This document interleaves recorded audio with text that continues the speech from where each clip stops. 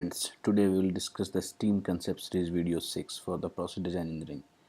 In this video we will discuss the concept of entropy and practical use of entropy for calculation. So this is about me and my experience and qualification. To know more about our company, you can visit our company website www.petrohorizon.com. You can also like our Facebook page, and you can also see our new postings and updates on our Facebook page, Petrohorizon Oil and Gas Engineering Private Limited. So what is entropy concept? See, there are many definitions of entropy concepts. But most of definition are theoretical concept, like one of them is entropy is measurement of randomness of molecules, or entropy is a loss of energy, heat energy, or entropy is non-recoverable heat loss. But these are not useful in calculation. So for calculation purpose, the practical approach to define entropy is as energy added to or removed from a system divided by the mean absolute temperature over which that change take place is called entropy. Means if we have a system and we uh, add some heat or remove heat from the system, and there is a temperature change due to addition or removal of heat, then if we divide this heat added or removed with the mean temperature change, then we got the value of entropy. So therefore, let's say Q heat is added and temperature rise from temperature T1 to T2 of system due to heat addition. So the entropy will be Q divided by T mean temperature. So T mean temperature will be T1 plus T2 divided by 2, where we will take T1 T2 in Kelvin. So from our definition, it is clear that if we know the change in enthalpy of system due to addition or removal of heat in the system or from the system, and the change in temperature due to enthalpy change, then we can calculate the change in entropy of the system. That means if we know the value of enthalpy change, we can calculate the entropy loss.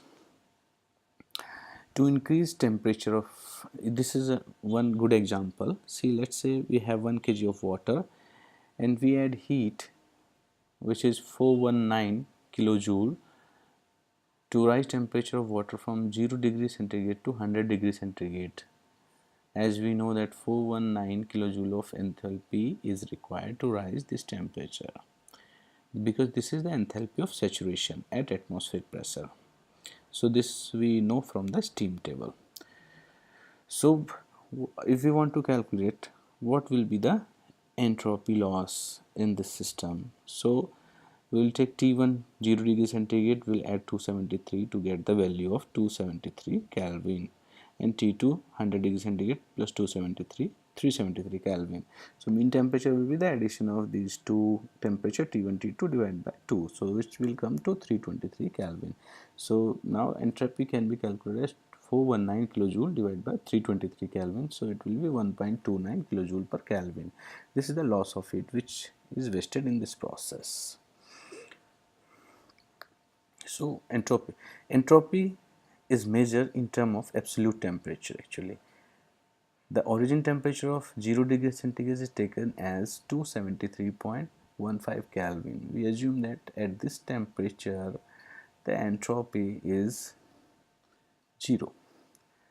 The specific heat capacity of water at this temperature is 419 kilojoule per kg per Kelvin.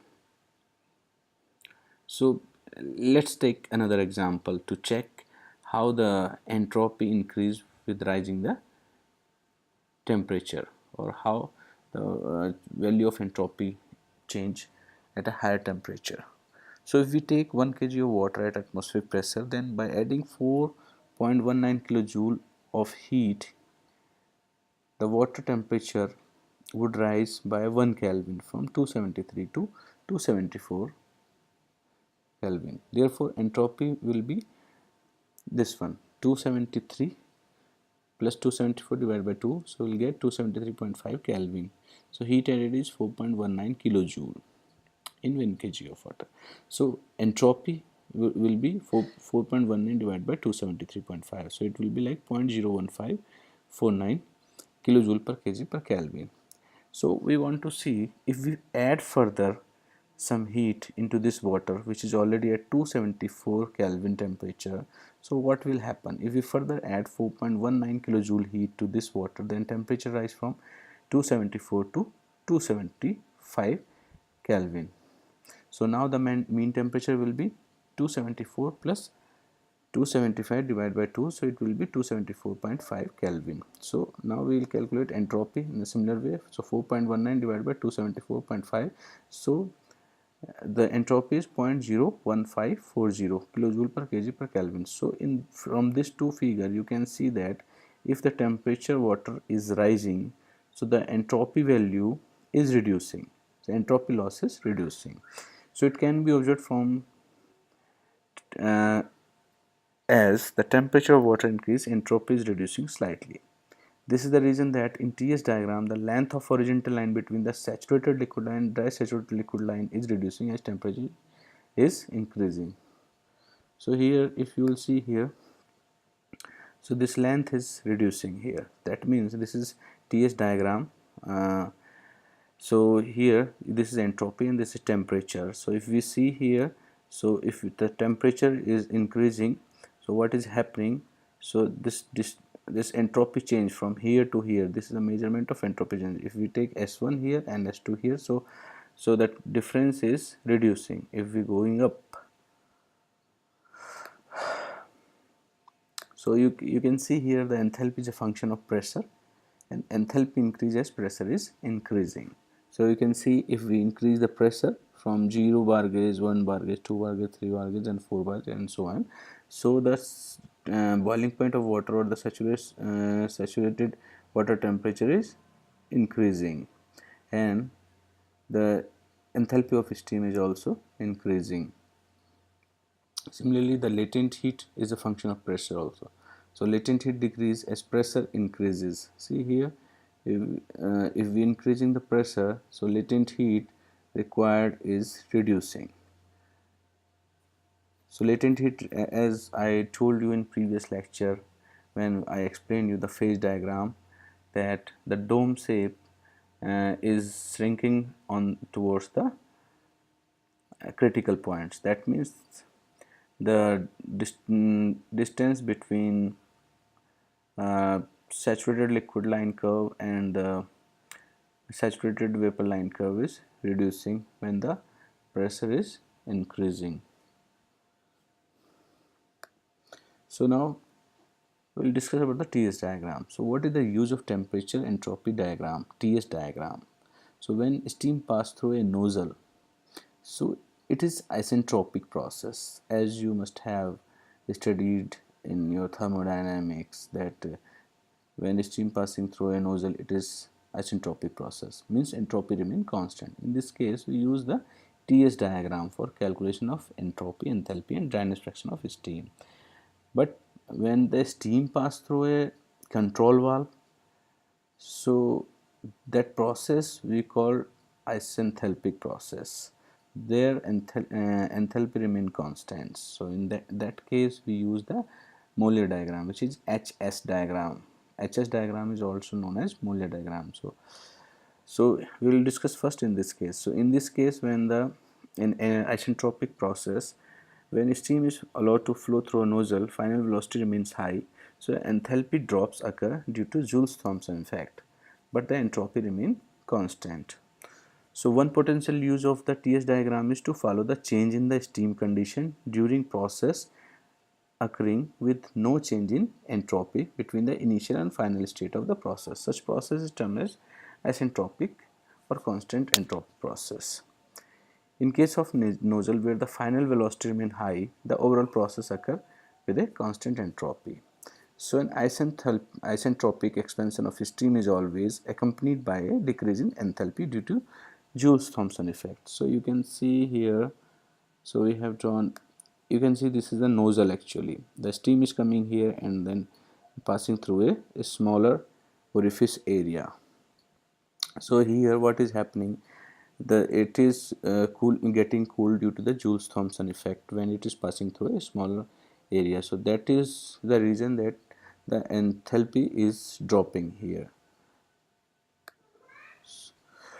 So in case of as I told you that there will be a enthalpy drop, so we call it the heat drop between the when it comes to initial to final conditions. Let's say steam is at 10 bar gauge, and when it is passing through a nozzle, the pressure dropping to 5 bar gauge. So there will be a temperature drop when it passing through a nozzle, and that temperature drop causes the enthalpy drop. So that enthalpy difference is known as heat drop when it is dropping the pressure from, by passing through a nozzle from 10 bar gauge to 5 bar gauge. So the H value can be simply read at the initial and final point of the TS diagram. Means here you can see this is actual TS diagram. So these are the pressure lines. So we can see, if let's say this is higher pressure line, this is lower pressure line. So if we are bringing from here to somewhere here the pressure, so this is the enthalpy line. So we can read this enthalpy here, and we can read this enthalpy here. So the difference will be the heat drop.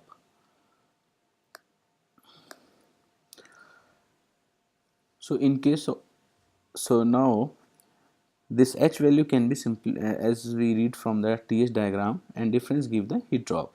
So the accuracy of this chart is sufficient for the most practical uses, because this is drawn based on the experiments, this TS diagram and HS diagram. So in case of the control valve, where the velocity in the connecting upstream and downstream pipe are nearly enough the same, the overall process occur with a constant enthalpy, and we call it isenthalpic process. As a point of interest, as the expansion through a control valve orifice is an isenthalpic process, it is assumed that the state point moves directly to right as depicted in HS diagram or Mollier chart. In fact, it does not do so directly. I will tell you how. See here, this is a control valve. If steam is passing, this is upstream piping, this is downstream piping. When the steam is passing through here through the control valve, so what is happening here, let's say the velocity is v1. So when it is passing through this control valve, so velocity is increasing, but when it passed through the control valve body and it is going to the downstream piping, again the velocity is reducing and the pressure is gaining again. So here and here the velocity is almost same. So what is happening, this is through the, when it is passing through the control valve orifice here, so what is happening, the velocity is increasing and enthalpy is dropping, so there is a heat loss. But when it is going here, so it is losing its kinetic energy and the pressure is gaining again, and that's the point where it is reabsorbing its enthalpy. So that's why the enthalpy is constant. Here enthalpy and here enthalpy is almost same. There is a small loss which is occurring when it is passing through the nozzle.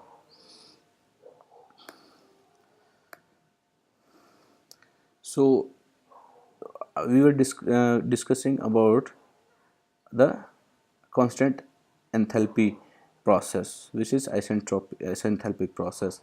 So we can use the TS diagram and we can use the HS diagram or Mollier chart to follow these changes, isenthalpic and isentropic process changes. So I'll show you in the graph later on when we will discuss the Mollier chart. So here first you should understand the TS diagram.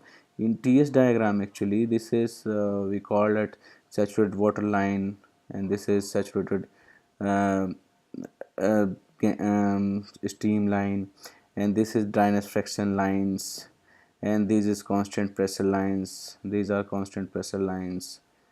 Okay, so now that this is the actual TS diagram, so which can be used when the steam passes through the nozzle.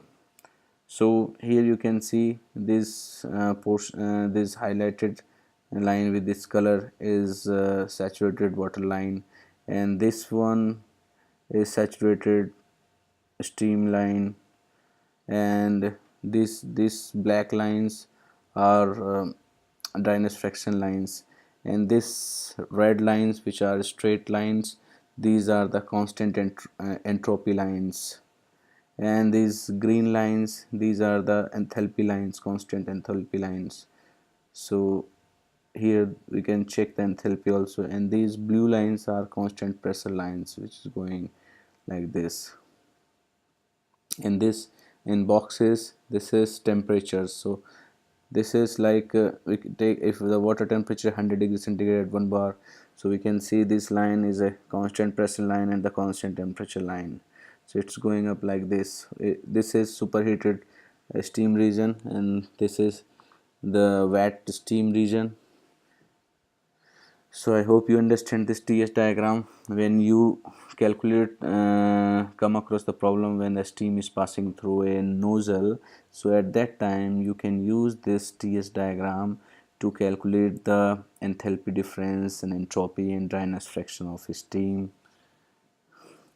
You can use both TS diagram also and HS diagram also, but if you have TS diagram and you don't have the HS diagram available, and the problem is for the uh, steam passing through the nozzle, you can use the TS diagram. So this I explained you that how the enthalpy is constant. So one more time we can explain here. See, when the steam pass through the narrow restriction here, like in nozzle, so it has to accelerate to a high speed. So here the speed is high, it does so borrowing energy from its enthalpy and converting it to kinetic energy. So that is the reason it's a Joule-Thomson effect. Here the enthalpy drops and it cools, so this incurs a heat drop. This part of process is isentropic process, and the same state point moves directly down to the lower pressure. Here you can see this is our HS diagram. This is H, means enthalpy, and this is entropy diagram. So if you see, this points move from here to here. This is isentropic, means entropy is constant. So let's say we are bringing the steam from 20 bar to 0.5 bar. So we can take from here to directly to downwards to see the enthalpy difference, enthalpy at this point and enthalpy at this point. So that will be the heat loss in isentropic process due to Joule-Thomson effect. So as I told you, this part of the process is isentropic. The state point move vertically downward to the lower pressure. So having, once the steam is passed through this nozzle, so this is the case of nozzle isentropic process. But now if we move further, if we have the piping in upstream and downstream, so what will happen? So as in case of the control valve, which is isoenthalpic process, so having passed through the narrow restriction, the steam expand into the lower pressure region in the valve outlet. So here it is, and eventually deaccelerate as the volume of the valve body increase to connect to the downstream pipe. This is downstream pipe. So this fall in velocity required reduction in kinetic energy, which is mostly recovered back into the heat and reabsorbed by the steam. So here what is happening, the steam is reabsorbing its enthalpy. So the heat drop that caused the initial increase in kinetic energy is reclaimed. Means here there was a heat drop in this nozzle, so to increase the kinetic energy, so that is reabsorbed back here when it's losing the kinetic energy and gaining its pressure. So here the velocity at this point upstream and downstream is same. That's why the enthalpy is also same. That's why this process of when steam is passing through a control valve, it is called isoenthalpic process. This heat drop that caused the initial, so this is the heat drop that caused the initial increase in kinetic energy reclaimed, as I told you. So in HS chart for this control valve, the state point moves up the constant pressure line until it arrives at the same enthalpy value as initial condition. See here, I will show you in a diagram. See, this is isothermal process. That means this enthalpy is constant. See here, if we move from any point on this line, so enthalpy is constant here. So let's say our steam is saturated at 10 bar, 10 bar gauge. So our point start from here, and in control valve we are reducing its pressure to 1 bar. So this line will move, this point state point will move from here to here, but it's not like that it will move from here to here. There is a slight difference which I will explain you. So the final condition of steam, see here, we were here actually. HS, the state point move up the constant pressure line until it arrive at the same enthalpy value as initial condition. So what is happening actually? See, in the next phase in the diagram I will show you. See, first the point move from here to here. It comes to this, as I explained you, this in control valve.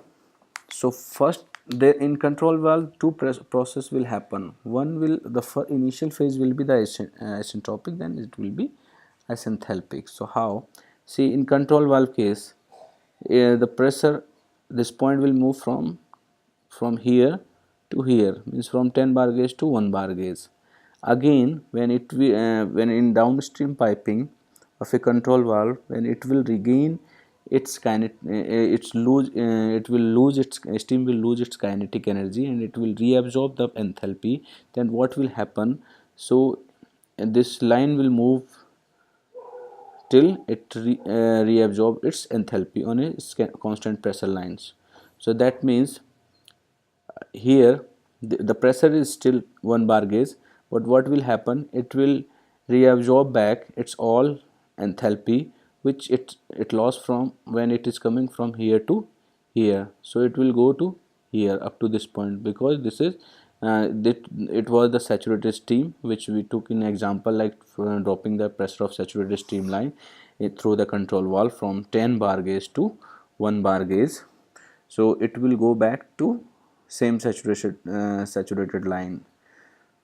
So what is happening, if you see here, this is the saturation line.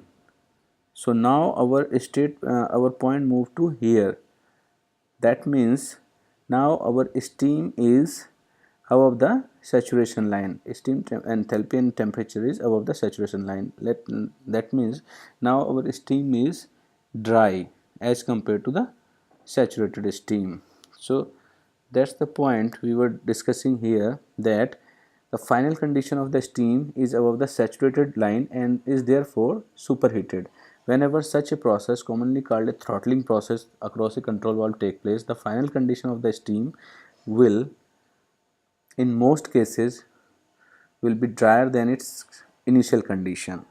So this will either produce dry saturated steam or superheated steam depending on the respective position of the initial and final state points. So that's what I explained you here. So in this Mollier chart you can see this is isentropic process, because the entropy is constant at this point, which is 7 kilojoule per kg per Kelvin.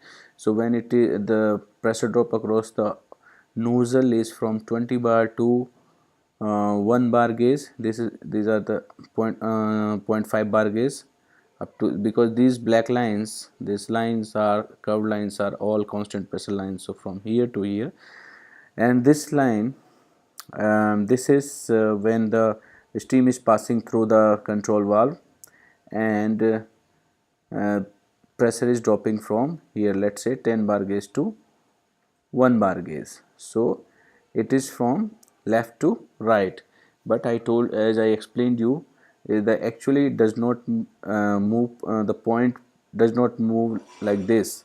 We have to first come from 10 bar gauge to 1 bar gauge here when it is the steam is passing through the control valve, because initially the steam, due to increase in velocity across a control valve orifice, the velocity is increasing and enthalpy is dropping, but when it is going to downstream piping of a control valve, so there it is losing its kinetic energy and reabsorbing its enthalpy to bring it to the initial velocity condition and the enthalpy condition. That's why the point move like this, as I shown you here in this figure. So point move like this and like this.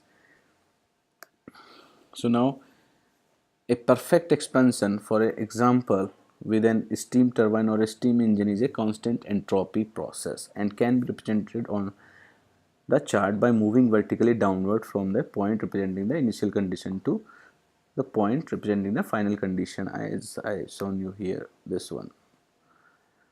And then a perfect throttling process. Throttling means when the steam is passing through the control valve, for example across a pressure reducing valve, is a constant enthalpic process. It's like this. This is constant enthalpic process. It can be represented on the chart by moving horizontally from left to right, from a point representing the initial condition to a point representing the final condition. Both these processes involve a reduction in pressure, but the difference lies in the way in which this is achieved, because in, as you have seen in my explanation and in these figures in Mollier chart and TS diagrams, so here in control valve there is two processes happening. First, the velocity is increasing, and then when it is going to downstream piping, the velocity is further reducing. But in case of nozzle, the when steam is passing through the nozzle, the velocity is increasing to its maximum value and the volume of steam is also increasing. So that's why it's there is no gain or no reabsorption of enthalpy and no loss of kinetic energy. That's why the process is isentropic process, and there is a permanent enthalpy drop or heat drop in uh, isentropic process when the steam is passing through the nozzle. But when the steam is passing through the control valve, there is not a permanent loss of heat, because this isenthalpic process, it's regaining its kinetic energy and it's regaining its enthalpy and losing its kinetic energy to achieve the same velocity as inlet piping of the control valve and as outlet piping of the control valve. So in the next video we will show you some example of enthalpy and entropy calculation with the steam dryness fraction calculation. So that will give you the more clear insight to use the entropy concept and enthalpy concept for the calculation of steam problems. So hope you got the concept of a brief concept of TS diagram and the HS diagram, which is Mollier diagram. We will keep on explaining in the next videos when we'll discuss some problems. So we'll learn more about the HS diagram and TS diagram. So this is about our Petro Horizon offering for petroleum and chemical engineering students. So 1 month duration valued training courses, 60-hour training we provide in 7,000 rupees, and the second course is 6-month engineering design skill development training and placement assistance program, which is 300-hour training and certification. The training fees is 50,000, which can be paid in 2 installment. So and we also provide project assistant for the chemical and petroleum and mechanical engineering third year and final year student to complete their project work. So project time and cost depends on the student choice of design projects, but the cost is not very high, it's very less. So our registration is open. We are providing 3-day demo training and awareness class at the Harun Training Center. So you can register us and you can email us for registration, and you can contact us on this mention phone numbers and email IDs, and then you can join for demo classes. If you feel this is worth for you, you can join our course and enhance your career and get the sure job opportunity in the design to work in a design field. So thanks a lot for watching our video. Please subscribe to our YouTube channel to get updated with the new videos. It will encourage us to upload more videos for your knowledge and design concept. If you have any query, any doubt, please write to us. We'll try to resolve your confusion or doubt, and we'll try to make your concept fundamental. So thanks a lot. Bye bye.